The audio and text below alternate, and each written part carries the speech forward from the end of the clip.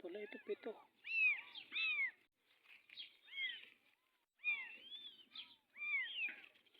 Kawawa naman. Inabando na ng magulang. Sana pinalaki muna tapos ipinamigay pagka lumaki ng konti. Hindi yung kahit itatapon. Kawawa tuloy. O yung gusto pong magampon.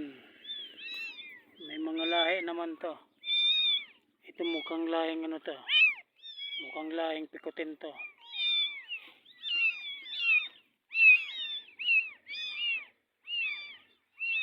Dito lang po yan sa Purok 7.